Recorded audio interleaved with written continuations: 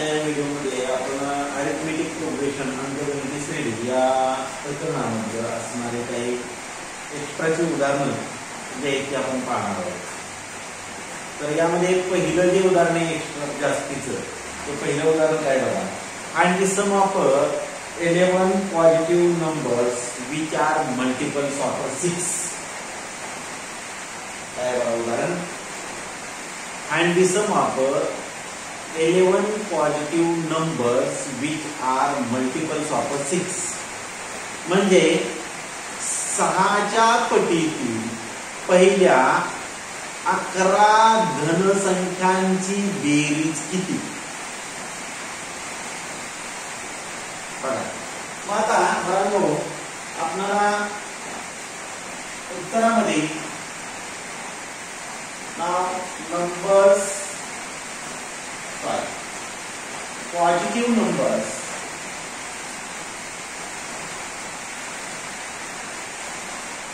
Multiples of 6.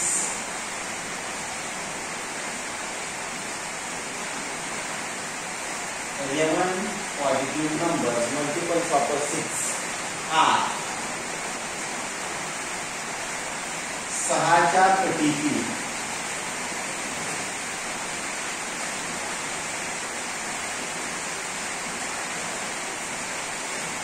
पहिल्या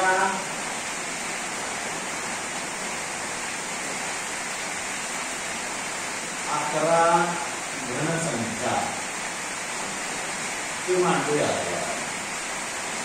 कोणत्या त्या तर पहिली 6च्या पटीतील म्हणजे 6च्या पाड्याची म्हणजे कुठली 6 पुढं 12 पुढं 11 अशा रीतीने मांडून गेलं तर 11 पर्यंत म्हणजे 11 सट किती असणार आहे 66.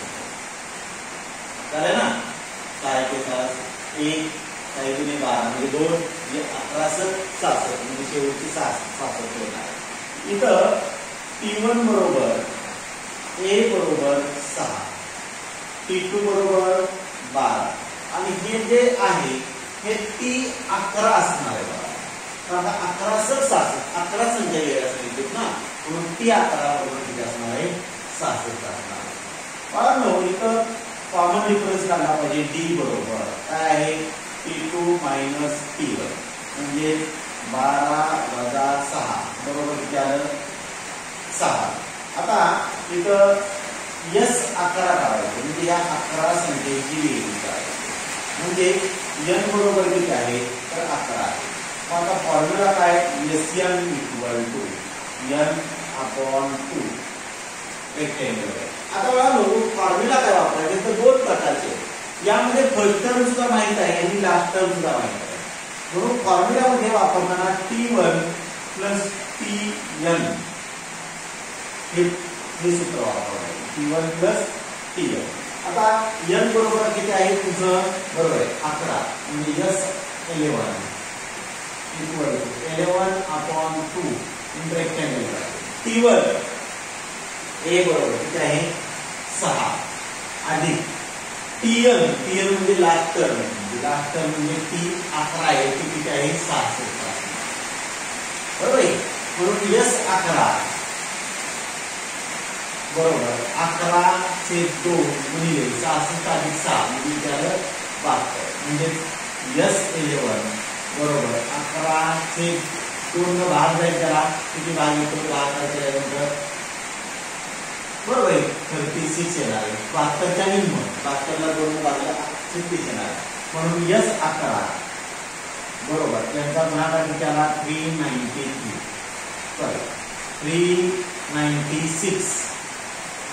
396 कसा 11 + 66 6 + 6 11 × 33 6 39. म्हणून काय म्हणता येईल बघा. So sum of first 11 positive numbers multiples of 6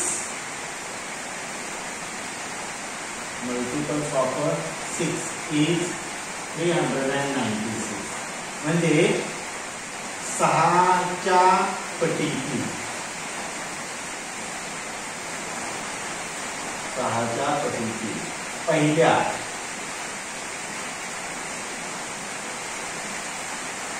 11 धनसंख्यांची बेरीज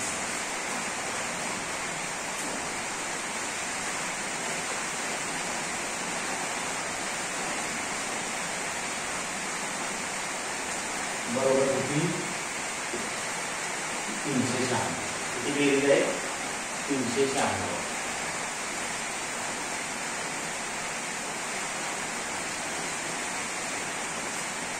आलं लक्षात? आता तर नंतर दुसरं आहे बघा, एक्स्ट्रा एक्झाम्पल्स आहे. त्यातलं पहिलं एक्झाम्पल झालं. आता एक दुसरं एक्झाम्पल मी घेतोय, ते पुसून टाकतो. आवाज येतो ना माझा? बघा,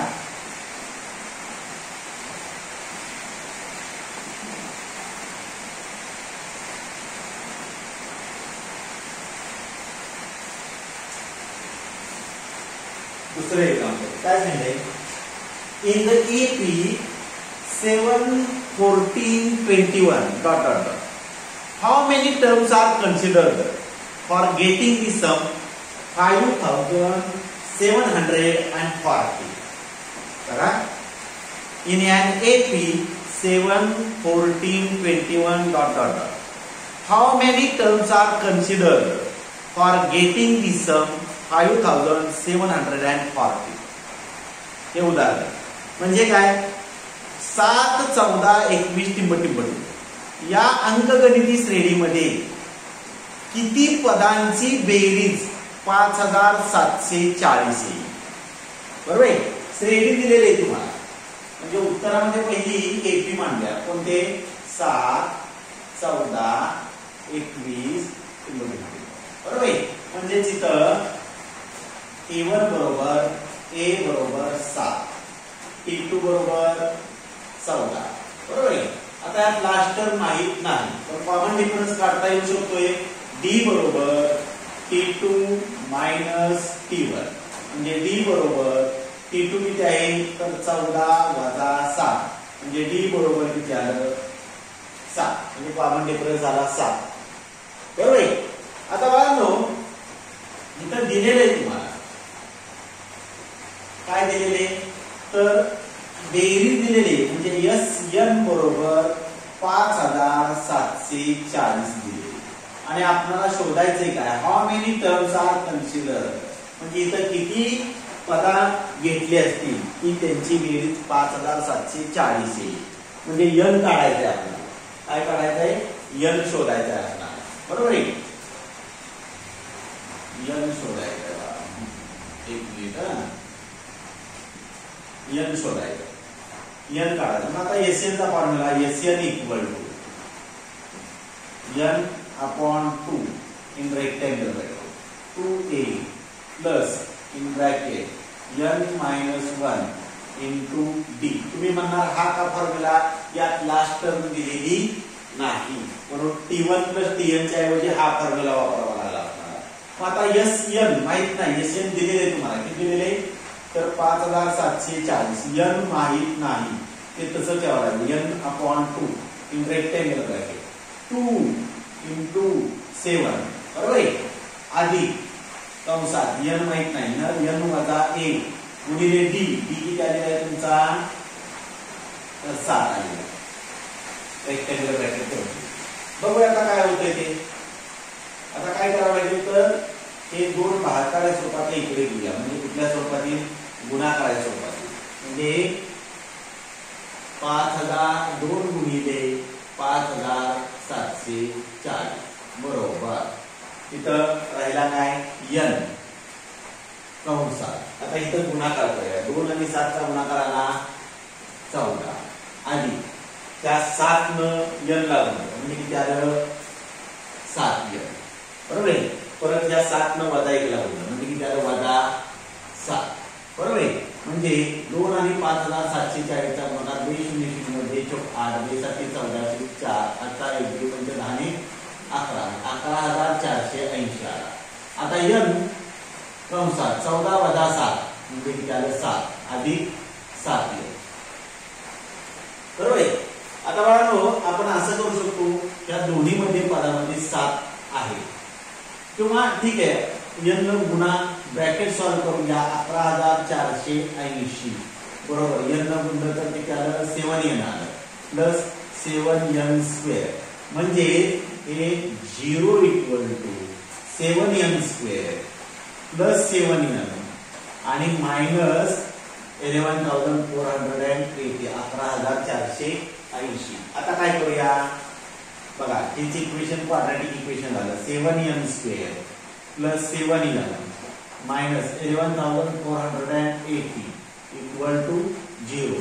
आता प्रत्येकाला काय करूया बरोबर 7 ने डिवाइड करूया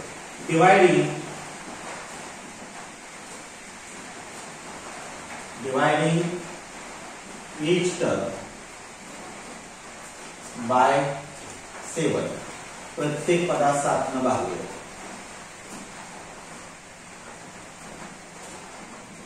प्रत्येक पदास कितीने भागलं 7 ने भागलं.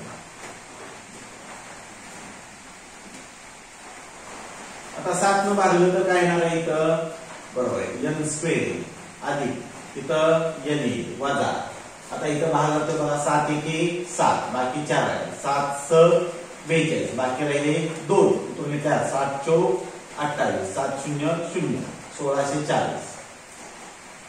आता बाळांनो इथं हे क्वाड्रॅटिक इक्वेशन तयार झालं काय तयार झालं क्वाड्रॅटिक इक्वेशन. आता या क्वाड्रॅटिक इक्वेशनचा क्वाड्रॅटिक टर्मचा कोएफिशिएंट 1 आहे म्हणजे मला हे कळावं की मी डायरेक्ट फॅक्टर घेऊ शकतो बरोबर एक गोष्ट आला. आता दुसरा भाग असा आहे की 1 इंटू मायनस 1640 यांचा गुणाकार येणार आहे मायनस 1640. आता 1640 चे असे दोन अवयव काढा की त्यांचं तिथं चिन्ह कुठले बघा वजाबाकी किती आली पाहिजे 1 आली पाहिजे. 1 म्हणजे या क्रमवार संख्या असणार आहे या कसल्या संख्या असणार आहेत बरोबर आहे क्रमवार संख्या असणार आहे लक्षात येते ना.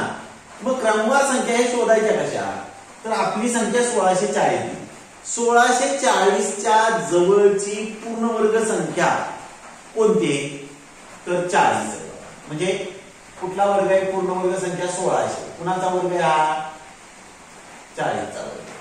आता 45 चा वर्ग किती बाळांनो कारण 1640 मोठे आहे ना 1600 पेक्षा 1600 पेक्षा 1640 मोठे म्हणून मी पुढे गेलो 45 चा वर्ग 2025 मग आणि याच्यामध्ये 1640 आले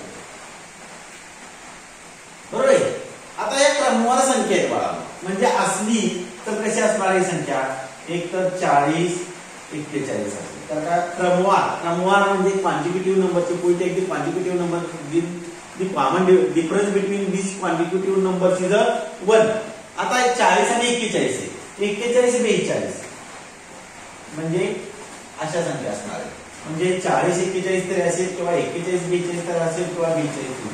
आता इथं 41 42 चा आपण विचार केला तर एकक स्थानच्या अंकाचा गुणाकार आला 2 आणि इथं एकक स्थानी 0 आहे म्हणजे चालणार नाही म्हणजे 41 42 चा गट येणार नाही. पुढे 42 43 मध्ये एकक स्थानच्या अंकाचा गुणाकार आला 6 इथं एकक स्थानी माझ्याकडे आहे 0 म्हणजे चालणार नाही. आता इथं 3 आणि याच्या पुढचा संख्या 43 आणि 44 3 आणि 4 चा गुणाकार म्हणजे आला 12 म्हणजे युनिट टेस्टला परत 2 आलं म्हणजे हेही चालणार आहे. मग आता 40 आणि 41 चा गुणाकार बघूया एकक स्थानी 0 आणि 1 याचा गुणाकार 0 येणार आहे बरोबर आहे युनिट टेस्टला 0 आलं बरोबर आहे. पुढं 4 1 4 आणि 4 1 16 आला का 1640 म्हणजे काय गट असणार आहे 1640 च 41 आणि 40 41 आणि 40 41 आणि 40 कसं शोधलंच कळलं ना 41 आणि 40. आता वजाबाकी याचा अर्थ चिन्ह भिन्न पाहिजे भिन्न चिन्ह असतील तर लिनियर टर्मचं जे असेल ते मोठ्याला द्यावं लागेल म्हणजे इथं अधिक द्यावं लागेल मोठं 41 म्हणून त्याला अधिक दिलं आणि 40 ला काय द्यावं लागेल वजा म्हणजे याचे फॅक्टर काय आहे तर n + 41 आणि दुसऱ्या ब्रॅकेटमध्ये n - 40 = 0 बरोबर आहे ना. का बरोबर आहे फॅक्टर लिहिले कारण क्वाड्रॅटिक टर्मचा कोएफिशियंट 1 आहे बरोबर आहे either the n plus 41 equal to 0 or n minus 40 equal to 0 म्हणजे एक तर n equal to minus 41 or n equal to 40 आता बाळांनो इथं संख्या कुठली -41 हे लागू करणार नाही आपण काय काउंटिंग नंबर आहे n जो आहे तो काउंटिंग नंबर आहे म्हणून हियर काउंटिंग नंबर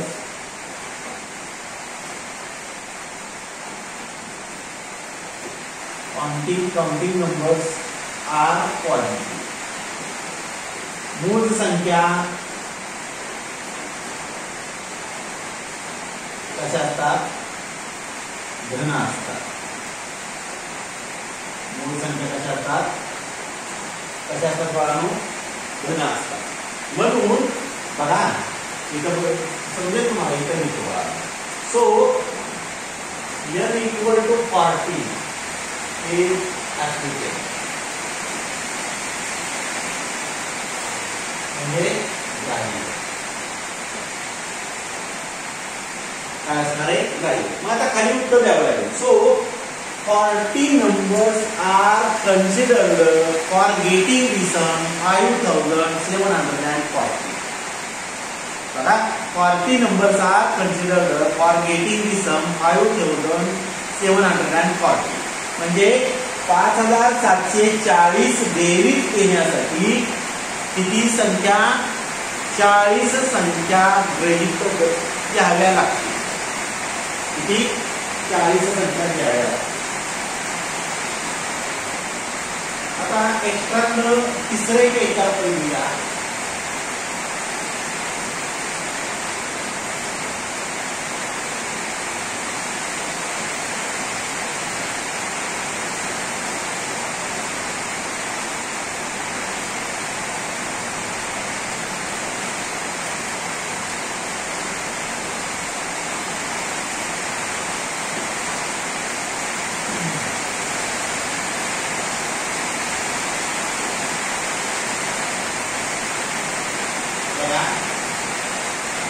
काय दिलेले उदाहरण तर for an AP A equal to 30 A बरोबर 13 टीएन बरोबर 216 D equal to 7 how many terms are there in that AP find the sum of all terms बघा एका अंकगणिती श्रेणीमध्ये ए बरोबर 13 ए बरोबर किती दिलेले तुम्हाला ए बरोबर 13 ए बरोबर 13 पुढे टीएन बरोबर 216 डी बरोबर जे आहे ते डी बरोबर 7 दिले एका अंकगणिती श्रेणीमध्ये ए बरोबर 13 टीएन बरोबर 216 आणि डी बरोबर 7 असेल डी बरोबर 7 असेल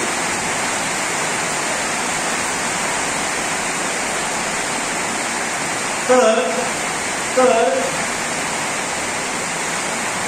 या अंकगणिती श्रेणीमध्ये किती पद आहेत म्हणजे nच काढायचं find sum of all terms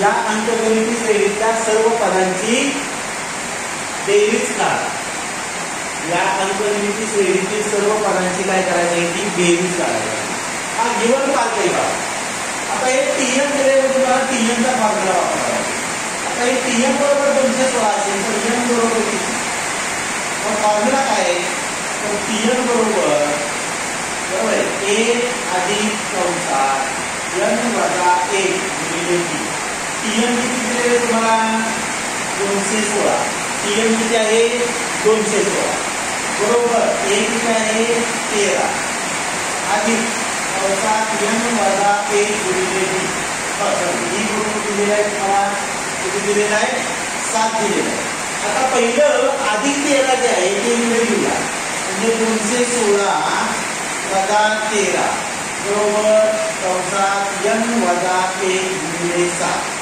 216 वजा 13 म्हणजे किती आलं? बरोबर आहे, 203 आलं. हे 7 गुणाकाराच्या स्वरूपात आहे, ते इकडे लिहूया भागाकाराच्या स्वरूपात. बरोबर, n वजा 1. आता जर भाग काढला 7 गुणे 14, 20 मधून 14 गेल्यावर बाकी राहिले 6.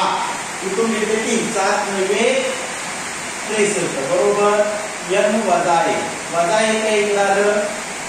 बरोबर आहे, किती आलं? अधिक 1 म्हणजे 29 अधिक 1 बरोबर n. 29 अधिक 1 बरोबर किती आलं? बरोबर आहे, 30 बरोबर n. म्हणजे त्या इन दॅट एक how many terms are here? 30 terms. म्हणून त्या अंकगणिती संहितेमध्ये एकूण किती पद असणार आहे? तर 30 पद असणार आहे. बघा किती पद असणार आहे? 30 पद. Let us find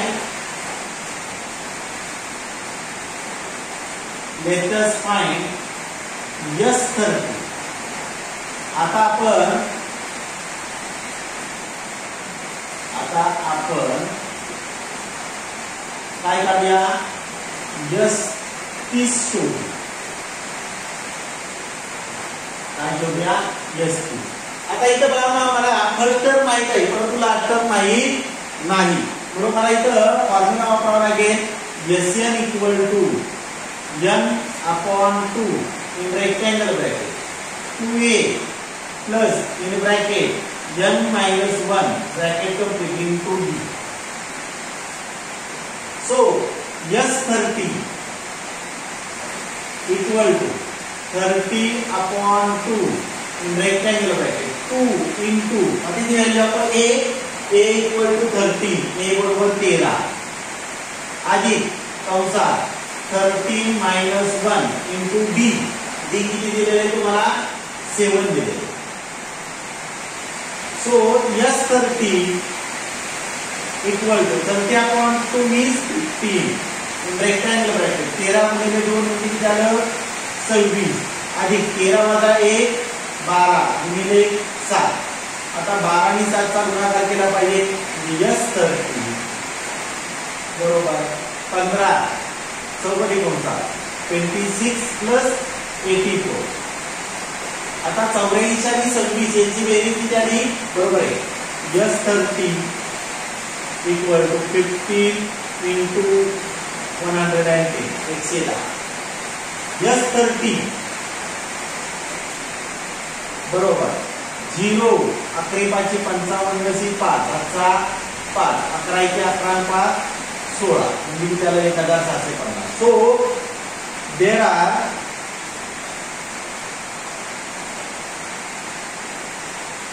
30 terms and sum of all equal to किती आहे? 1650. म्हणून या श्रेणीत किती पदे आहेत? 30 पदे आहेत. 30 पदे आहेत व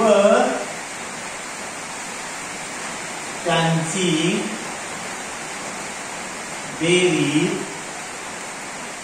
1650 आहे. त्यांची बेरीज किती? 1650. अशा पद्धतीने तुम्ही हे उदाहरण करू शकता. बरोबर आहे. माझा आवाज पोचतोय का? जरा पावसामुळे जरा थोडासा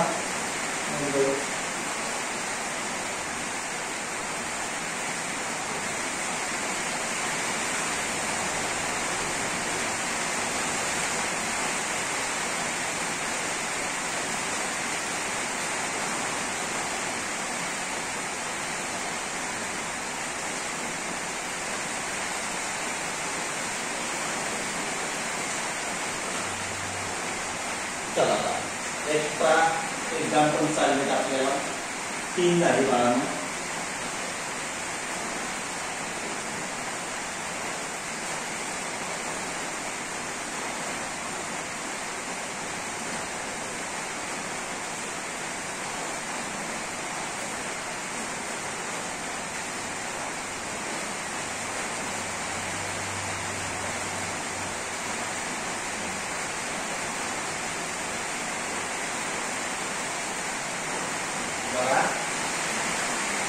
एक्झाम्पल नंबर 4. आता चौथं एक्झाम्पल काय दिलेले बघा.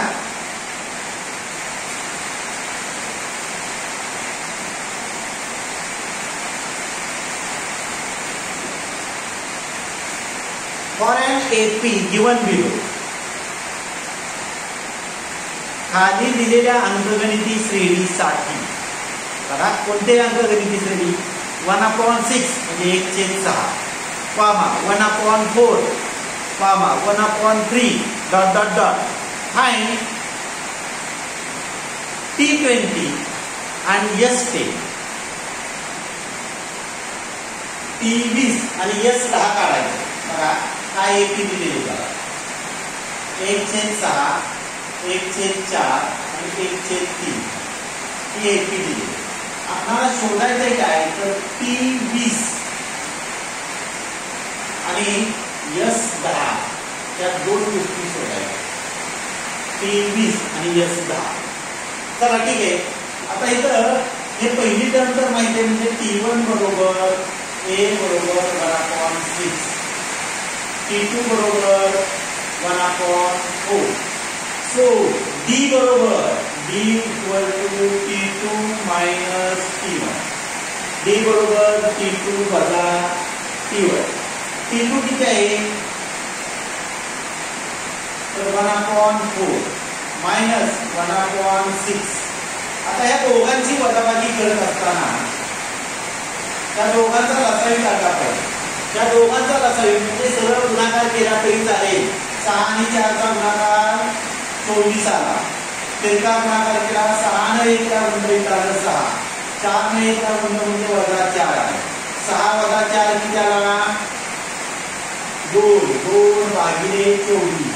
भाग जर घालवला तर 2 आणि 2 म्हणजे D बरोबर 1/12. आता लेट अस फाइंड आता T20 काढायचा म्हणजे n बरोबर काय आहे तर इथं 20 दिले.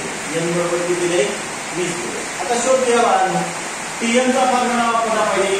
Tn बरोबर A अधिक कंसात n वजा 1 गुणिले D म्हणजे T20 बरोबर A ची किंमत किती आहे बघा 1/6 आहे. 1/6 प्लस ब्रॅकेट 20 वजा 1 गुणिले D ची किंमत किती आहे 1/12. 1/12 बघा T20 बरोबर 1/6 अधिक 20 वजा 1 म्हणजे 19 गुणिले 1/12 म्हणजे T20 बरोबर 1/6 अधिक 19/12. सोपा दाखवूया. चला 6 आणि 12. आता इथं बाळांनो 6च्या पाड्यामध्ये 12 येते. 6च्या पाड्यामध्ये 12 येते म्हणून मोठी संख्या लसावी असणार आहे. म्हणजे इथं लसावी असणार आहे 12. पण याचा जो छेद आहे तो याचा छेद 6 होता. 6 ही गुणे 12 म्हणून या 1 ला हा 6 चा दुप्पट करावी लागले म्हणजे 1 ची पण दुप्पट करावी लागली म्हणजे याला म्हणजे 2 अधिक तिथं 12 आहे छेद इथं सुद्धा 12 चा लसावी म्हणून छेद बदलला नाही अंश सुद्धा बदलायचा नाही म्हणजे तो 19 असाच आहे. 19 अधिक 2 किती आलं 21/12. आता इथं 3 भाग राहील म्हणून T20 बरोबर 3 7 21 3 12 म्हणजे T20 किती आलं तुमचं 7/4. आता तिसरा भाग जो आहे त्या तिसऱ्या भागामध्ये आपल्याला शोधायचं आहे S10. S10 बरोबर किती म्हणजे n बरोबर किती आहे 10. मग काय फॉर्म्युला इकडे लिहू का इथं म्हणजे स्पष्ट दिसेल जरा.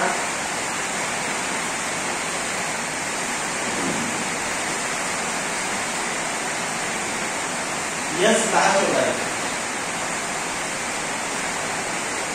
म्हणजे n बरोबर किती आहे 10. म्हणजे सूत्र काय करा, Sn बरोबर n/2 चौकटी कंसात 2a अधिक कंसात n वजा 1 गुणिले d. म्हणून S10 बरोबर 10 भागिले 2 चौकटी कंसात 2 गुणिले a ची किंमत होते 1/6 अधिक n किती आहे 10 वजा 1 गुणिले d किती आला तुमचा 1/12. बरोबर आहे. इथं भाग जाईल 1 हे 6 इथेही भाग आहे 1 हे 10 10 बरोबर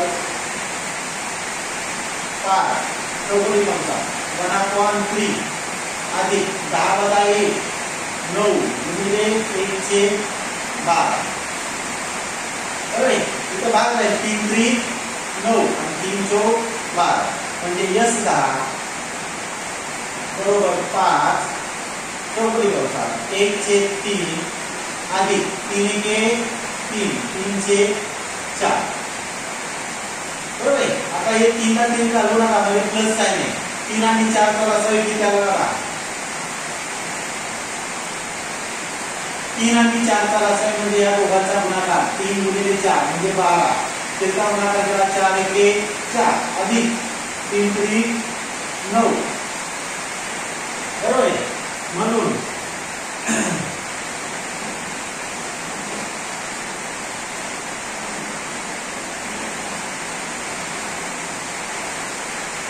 S10 बरोबर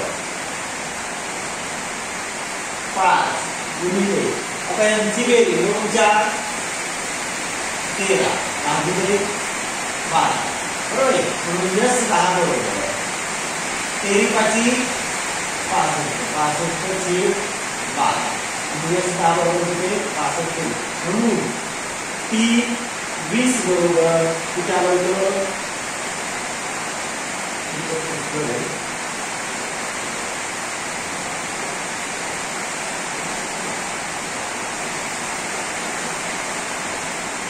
चला ठीक आहे. तुम्ही उत्तर द्या शेवटी कंसामध्ये. बरोबर आहे. अशा पद्धतीने तुम्ही ही 4 उदाहरण आज कोणते करून पावसाचं होत आहे की तास लवकर संपवा. बरोबर आहे.